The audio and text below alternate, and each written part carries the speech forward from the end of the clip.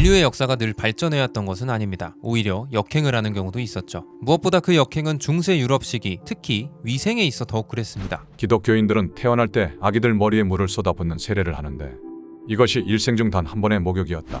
태양왕으로 불렸던 프랑스의 루이 14세. 하지만 그의 또 다른 이명은 악취의 왕. 충격적이게도 그는 인생을 통틀어 단 3번만 목욕을 한 것으로 알려져 있는데요. 여러 고질병까지 뒤섞인 그의 악취는 정말 상상을 초월해서 프랑스의 향수가 발달한 계기가 되었다고 하죠. 목욕에 환장했던 고대 그리스부터 목욕을 극혐했던 중세 유럽, 그리고 오늘날에 이르기까지 목욕과 청결의 변화에 대해 알아보겠습니다. 바로 가시죠. 송수장. 유리카!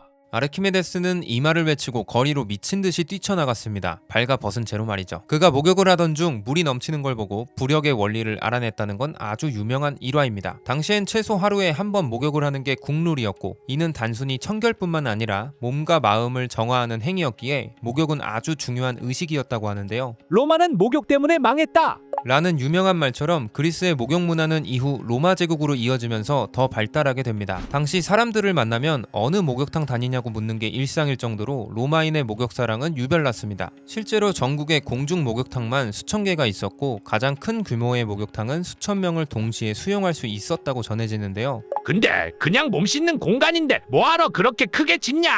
당연히 그런 의문이 드실 거예요. 사실 로마의 목욕탕은 지금과는 많이 달랐습니다. 로마인들에게 이곳은 아주 중요한 사교 장소였거든요. 여기에는 도서관, 체육관, 강연장이 구비되어 있었고, 심지어 식당과 각종 상점까지 갖춰져 있어서 당시에 즐길 수 있는 모든 것이 한 곳에 모여있는 그야말로 최고급 문화시설이었죠. 거기다가 남녀 혼탕까지 가능했기에 향락에 빠지는 은밀한 장소이기도 했는데요. 이렇게 테르메라 불렸던 로마의 대규모 공중 목욕탕은 사회적 중심지 역할을 하며 영원히 승승장구할 줄 알았습니다. 하지만 모든 로마인이 목욕을 좋아한 건 아니었습니다. 영혼의 정결을 중요시했던 기독교인들은 로마식 목욕이 쾌락주의에 빠지는 것이라 보고 목욕을 부도덕한 행위로 간주하고 있었죠. 그러다 4세기 초 기독교가 로마의 공식 종교로 선포되었고, 목욕은 쾌락주의의 산물이라며 무차별적인 탄압이 시작되었습니다. 이후 로마 제국의 멸망으로 인한 쇠퇴, 십자군 전쟁으로 인한 부활 등 목욕 문화는 역사 속에서 사라지지 않고 그 명주를 유지하고 있었는데요. 하지만 이러한 목욕의 명주를 끊어버린 엄청난 대사건이 있었으니 바로 흑사병입니다.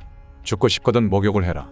유럽인 3명 중 1명의 목숨을 앗아갔다는 흑사병이 창궐했습니다. 당시 의사와 과학자들은 뜨거운 물에 들어가 모공이 열리면 역병이 쉽게 침투한다고 주장했고, 이를 철석같이 믿었던 사람들은 무려 18세기 초까지 목욕과는 담을 쌓게 되었죠. 중세 유럽 시기는 왕과 귀족조차도 이가 들끓고 악취가 말도 못해서 매일 온몸에 향수를 쏟아 부어야 했죠. 실제로 루이 13세는 7살이 돼서야 처음 목욕을 했고, 루이 14세는 악취왕으로 유명세를 떨쳤습니다. 물론 그의 이런 악취는 평생 동안 앓고 있던 병 때문이기도 했는데요. 특히 잇몸과 치아 문제로 고생을 했던 그는 아주 심각한 구취가 있었고, 매일 대량의 향수를 들고 다니며 온몸에 수시로 뿌려댔다고 합니다. 아무튼 왕과 귀족이 이 정도였으니 사치품 을 전혀 사용할 수 없었던 농민들의 상태는 말할 것도 없겠죠. 당시 사람들은 물기가 몸에 닿으면 병에 감염될 수 있다는 믿음에 슬쩍 손을 씻는 경우를 제외하면 아예 물을 건드리지도 않았고, 얼굴은 마른 수건으로 닦는 것이 전부였다고 합니다. 그나마 부유한 귀족들은 목욕 대신에 여러 벌의 옷을 구비해두고 하루에도 몇 번이나 옷을 갈아입었다고 하는데요. 당시에는 옷만 갈아입어도 깨끗해진다는 믿음 때문이었죠. 중세 후반에서 르네상스 시대까지 목욕을 꺼리는 경향은 지속되었다고 하는데요. 이렇게 영원히 씻지 않을 것만 같던 사람들이 도대체 언제부터 바뀌게 된 걸까요? 온천과 수영은 질병을 치료하고 건강해지는 데 도움이 된다. 18세기 중반, 사람들은 물에 몸을 담그는 것이 건강에 좋다는 사실을 깨닫게 되었죠. 여기에 프랑스 철학자 루소의 저서 에밀에서 청결에 대한 내용이 언급되었고, 사람들은 점차 물에 몸을 담그던 오래된 기억을 떠올리기 시작했습니다. 과학계는 말을 바꿔 모공이 막히면 피부 호흡이 되지 않는다.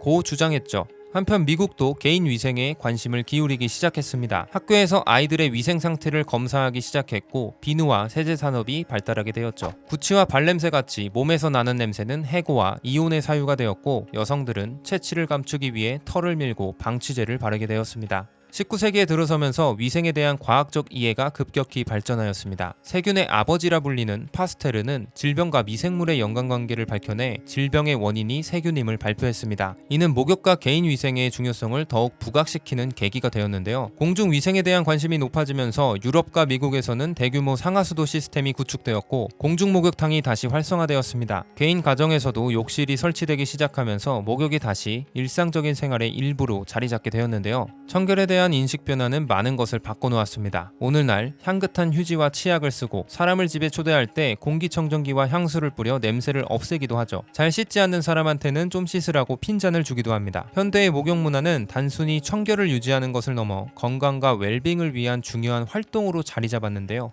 특히 스파나 사우나, 온천 등의 인기를 끌면서 사람들은 목욕을 통해 스트레스를 해소하고 휴식을 취했습니다. 한국의 찜질방 문화와 일본의 온천 문화가 대표적이죠. 이와 같이 위생에 대한 인식은 시대적 상황에 따라 손바닥 뒤집듯 바뀌어 왔는데요. 우리가 현재 당연하게 여기는 청결의 기준도 시간이 지나면 바뀌게 될 겁니다. 몇 세기 뒤 후대 사람들이 우리의 청결을 어떻게 바라볼지 무척 궁금하네요. 여러분의 생각은 어떠신가요?